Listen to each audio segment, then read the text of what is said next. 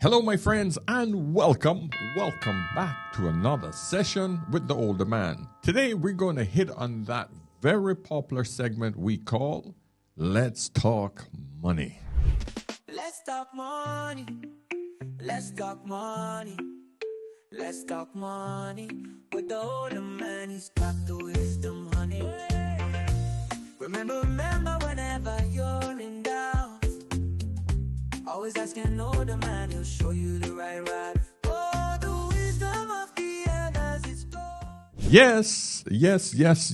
We're going to talk about all things money. Because we know, gentlemen, without money, doesn't matter what else you have, my friends, you will have no success with women or no success in life. Money is what makes the world go round, my friends. You know, whether we like it or not, you guys, the religious ones, you guys can talk all you want about God will help and blah, blah. If God doesn't help you make money, my friend, you will suffer on this earth. And whether you believe you're going to have the best things in the afterlife, that's irrelevant. I'm only concerned about what we know here and now, and I'm going to try to help you understand how to exist here comfortably.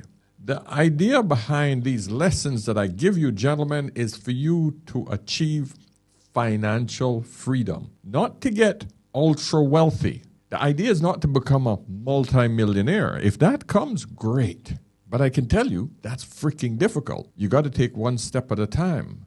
You got to take massive risks. You got to go out on the freaking limb, and you need a lot of luck, and you need the right network of individuals behind you. Risk, luck, network. You can't do it alone, my friends, because you don't have enough knowledge alone in order for you to get ahead in today's environment. So please understand that. You got to reach out to other people, learn from other individuals who are doing it or have already done it to help you get ahead. And so I have a collection of videos that will help you just move one little step further ahead in this life, my friends. So before we go on, my friends, listen, give me a thumbs up on this message. You know, I always ask you guys to do it up front because, hey, you always forget by the time you reach the end of the video. Book a session if you haven't done so already.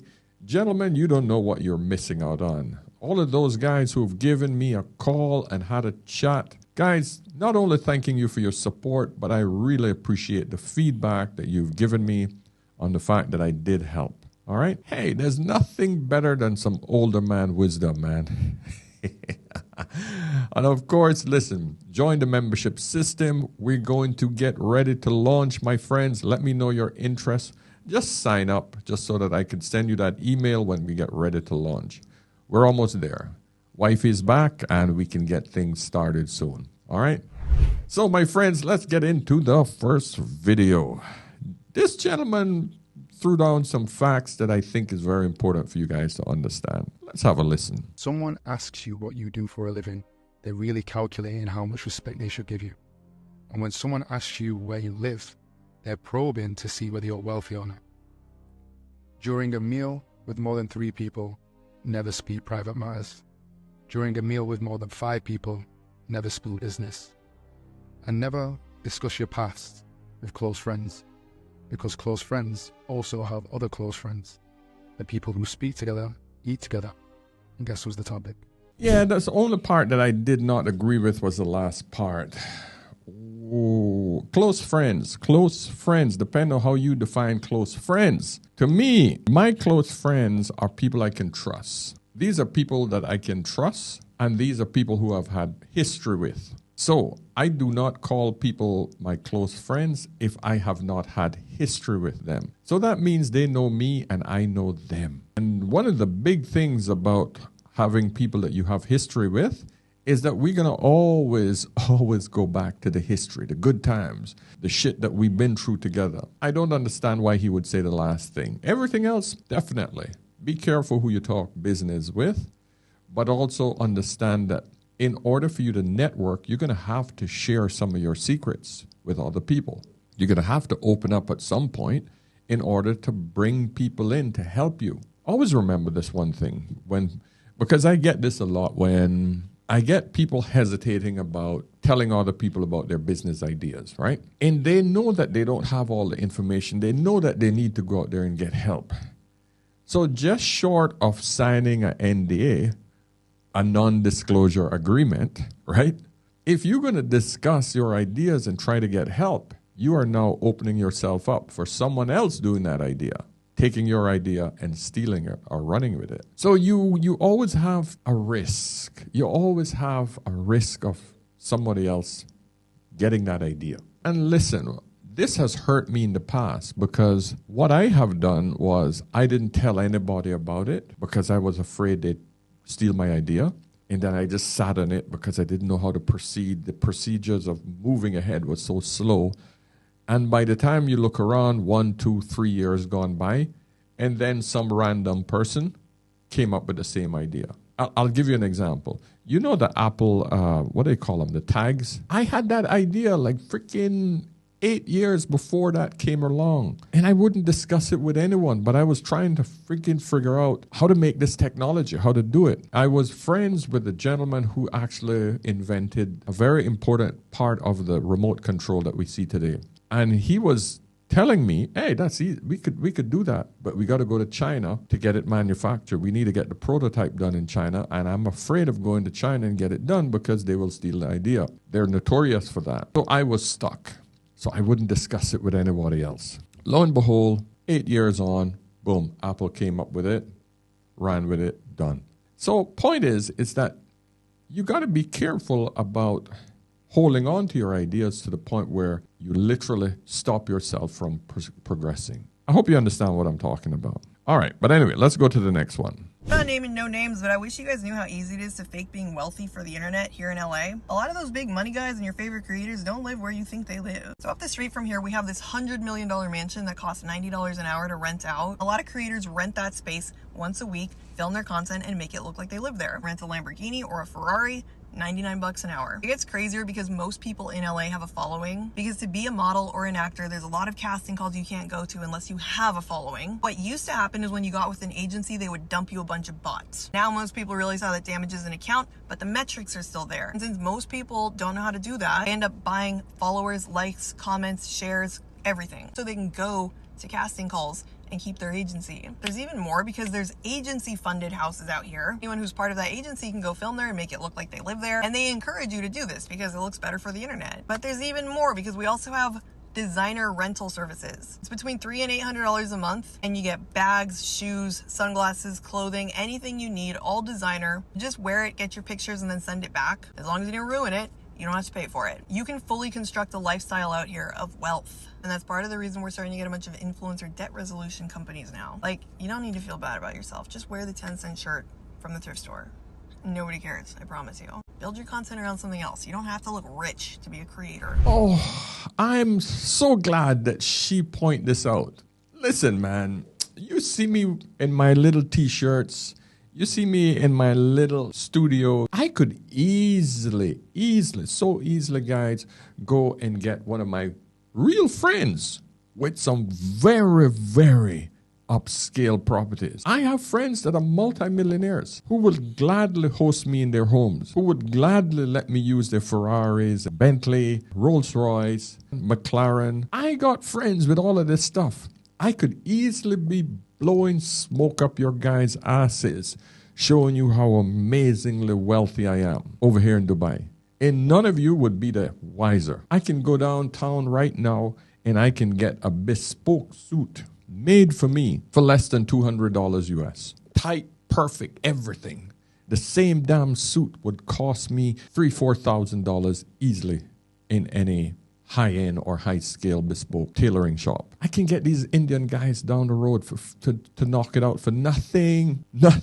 And I can put on the necktie and I can just sit there with the nice dark lights and the mood and the cigar, and I can do that shit 24/7. But I don't want to live this false sense of showing you how freaking wealthy I can look to try to convince you that, hey, look at me. No, but what I'm trying to show you is how easy it is to be influenced by these people showing you this lifestyle and making you feel like shit because you don't have it. Most of them, 99% of them are faking it, my friends. The internet is one massive illusion. Pull back those curtains and you can see the bullshit behind it. All I'm saying to you guys is don't get distracted by the crap. Don't think that you got to be like everybody else on the internet, and because you don't have $1 million, if you don't have the Bugatti and you don't have the freaking fast cars, most of the people who are showing you this shit are full of shit. They're fake. No, you might know it, but your subconscious still absorbs the fact that you don't have it. That is where the problem comes in. You might know that that's not they're probably faking it, but deep down you still have this idea that you need that to be successful. All you need to do is to be debt free. That's it. Financially free. Living below your means and being able to eat, sleep in peace where you don't have anybody else coming knocking on your door. No law enforcement, no debt collectors, no banks, no nothing. Peaceful feeling that you could get up today and you have enough money in your bank account to just say, hey, I'm going to go here and live humbly and live happily. That's it. It's all an illusion, my friends. Excuse me, what's your dream?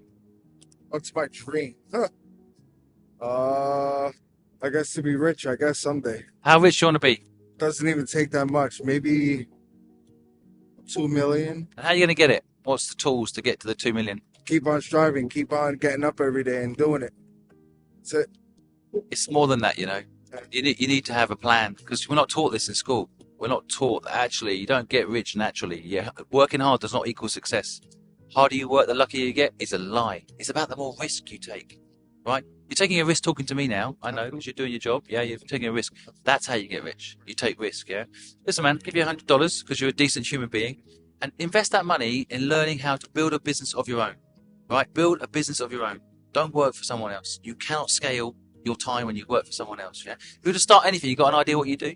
No idea. Wake that part of your brain up there, yeah? It's there. What would you do? Start a business of your own. Be free. Don't work for these people. Work for yourself, right? Yes. Everybody wants to get it, but they don't even have a dream. They're living in a nightmare every day.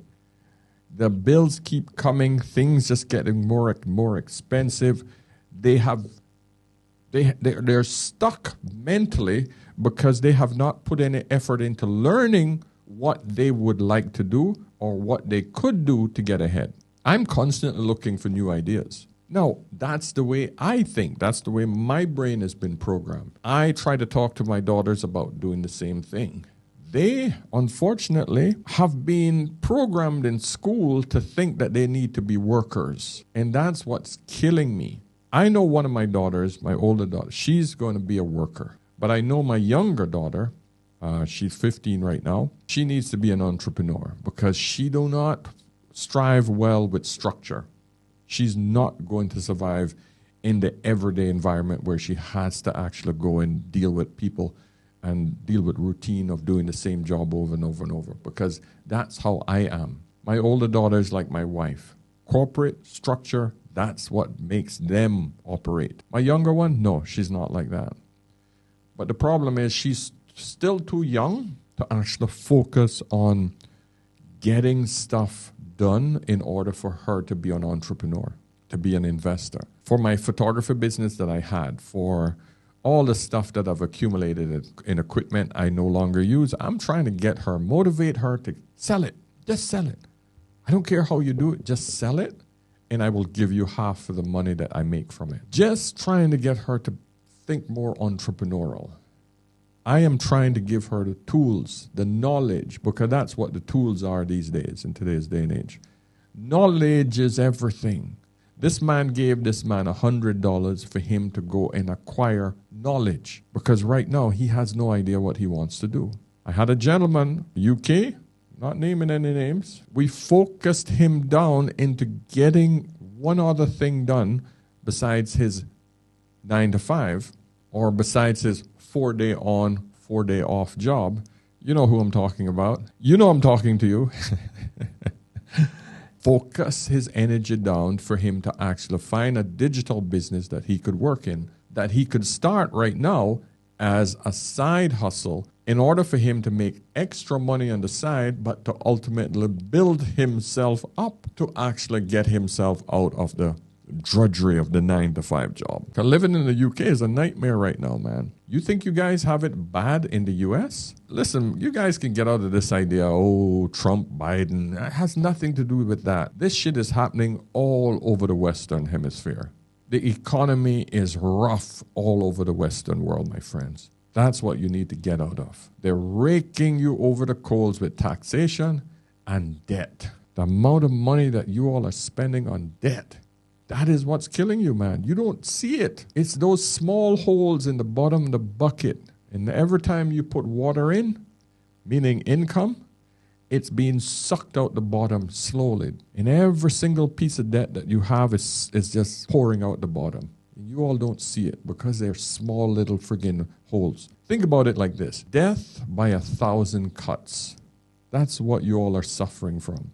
And those cuts, my friends, are interest payments that most of you are dying on. This one's kind of funny, but you got to admire this guy's position.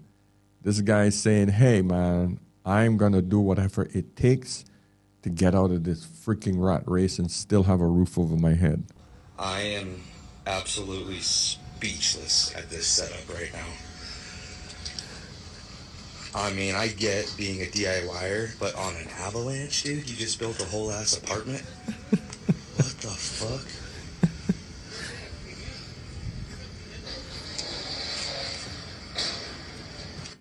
Wow. I've never seen anything like that. Complete mobile home on wheels. Wow. Complete mobile home on the back of a truck. Oh, wow, man. That's crazy. But these are the times that we're in. You don't have to pay rent. That's it. Simple. This thing looks like it was put together by a bunch of scrap wood, man. But he got a roof over his head and he got transportation. And if he has a job, he's good to go. Moving on to the third category is the financial freedom aspect of becoming a digital nomad. When you're choosing a new company, you need to make sure that the salary and pay scale is going to live up to what you want. You also need to make sure you're in the right industry and that you're in the right job title, meaning working in marketing or customer service. Usually marketing is going to pay higher. It's going to have a little bit higher room for growth to earn a 6-figure salary. Customer service might be a little bit more difficult. So understanding those two different variants is going to be very important on being able to get that 6-figure remote job. But again, the truth is most jobs aren't going to allow you the true financial freedom you need. It just doesn't add up. If you're going to look for remote jobs, right, you got to understand that more than likely you're not going to make 6 figures, or you're going to make close to 6 figures. But you have to pick the right job. Customer service ain't going to pay you that much. Companies will pay you more to market their products rather than to service the customers they've already had. You get what I'm saying? They will pay you more to get more money, not to take care of the customers that they have already accumulated. So focus on jobs and try to find things that you can help other companies sell their products. And more importantly, try to also find products that you can sell from your business. So I just thought I'd tell you guys that because I do get a lot of guys going, oh man, I don't know what kind of remote job I should have. I don't know what kind of thing I could do. I can't find any remote job that would pay me enough money. Point is, you don't need to make 6 figures to go and live in the Philippines, to go and live in Thailand, to go and live in Colombia, to go and live in any one of these other countries outside the Western Hemisphere. 60, 70,000, you're still living like a king. You can easily raise a family in the Philippines or Thailand or Colombia, Cuba, any one of those other countries that are what you would call third world. I don't know where this term, I use that term because that's how a lot of you recognize a lot of these countries. But Philippines isn't a third world country. It's highly developed. These countries are incredibly developed. Just because you go and live in the countryside or you live in cities that are not as developed, if you go to the high-end parts of the Philippines, for example, you wouldn't be able to tell the difference between New York City and some of the high-end places in the Philippines. You wouldn't be able to tell the difference between a high-end area in New York City or in Dubai versus places in the Philippines. Trust me, I know. All right, here are some great ideas. I've been looking at some areas where you can actually make money while not really doing anything extra. In other words, you got to take care of your parents, right? But what if you can get paid to take care of your parents? Hey, let's take a look at this. Get paid for the time they spend taking care of their aging parents. And since I'm Vivian, your BFF, and your favorite Wall Street girly, I'm going to let you in on the secret on how you can get paid to do this too. First up, HCBS 1915C waivers. These specific Medicaid waivers basically allow states to pay for care and support services for people residing outside of nursing homes. And a lot of them have an option called consumer direction. Basically, the person getting the care can pick where they get that care from, and they can choose to receive care from a family member. So in most cases, the adult child is paid the Medicaid approved hourly rate for home care, usually somewhere between $9 to $19.25 an hour. Option 2, long-term care insurance. Some LTC insurance policies let you use the benefits to pay your kid to care for you. Typically, these policies require care providers to be licensed, which seems kind of daunting, but are actually quite simple to register with the local authorities, especially if you've previously worked in the medical field. I hope this info helps you care for an aging parent, and let me know what questions you have and follow for more money tips. That's interesting, guys. Just letting you know, there might be some money on the table to help you out. So I just thought I'd bring this to you. So I'm going to show you a lady who's actually making money from taking care of the retired. Chantel Cross and her 2 kids set 3 extra places for dinner. You want more, Charlie? And Charles McCoubry, Peter Samaras, and Eckhart Teese couldn't be happier to have a seat at the table. I like living here. The 3 men are part of what's called the Medical Foster Home Program. You gonna play catch with Charlie? An innovative approach to an old problem. Oh, we catch it, Pete. Taking care of veterans who need extra care later in life. Give me what some of the advantages are of living here in a home as opposed to a nursing facility. It's nice here, and being in a nursing home, they just throw you away. They ignore you. But here we're like part of the family. All 3 men served in the military in the late 60s and early 70s. Charles in the Navy, Peter and Eckhart in the Army, which is the subject of some good-natured ribbing in their home. What do you guys like about each other? Nothing. He's like a brother to me, yeah. Good job. Chantel's career began in a nursing home, but she realized she could provide a more comfortable environment in her home. Very good. Medical professionals and social workers visit the vets. I know you're doing it, Charlie. Chantel also takes them to services outside the home. The daycare center they go to is wonderful. We take the guys out to the mall, let them do some walking. Some might want coffee. We get them ice cream. Our caregivers treat the veterans as their own family. Dana Cooper is the VA's Director of Home and Community Care. She oversees the Medical Foster Home Program. The caregivers have to live in the home with the veteran, and so we really see that family bond and relationship. It takes a different person to do this, Ms. Cooper. Yeah. Why? I believe that every veteran has a right to remain and age in place and be with people who surround them with love. Almost half of the veteran population is 65 and over. Nursing homes can cost over $100,000 per year out of pocket. The Medical Foster Program costs vets less than half that. Caregivers receive, on average, $2,800 per month from each veteran living in their home. Chantel, what do you get out of this? A lot. It gives me a peace of mind to know that I'm able to help others and give back. I love helping others and I love giving back. The program began in 2002 in Arkansas, Florida, and Puerto Rico. Today, it's found in 47 states where over 700 veterans receive home care from approximately 500 caregivers. How long do you envision yourself doing this? Forever. I don't ever want to stop. Any veteran enrolled in the VA system is eligible for this program. You understand? A program that serves as a powerful reminder about the healing power of home. For Eye on America, hey, Charlie. I'm James Brown in Baltimore. Good money, man. $2,800 per person? Ooh, Man, that's good money. And she also has 2 kids. So she's basically making $100,000 a year with 3 men in the house, right? That she takes care of, and probably getting child support from her 2 kids. If she stays home all day and just look after these guys, she's sitting pretty. I'm sure it's a lot of work.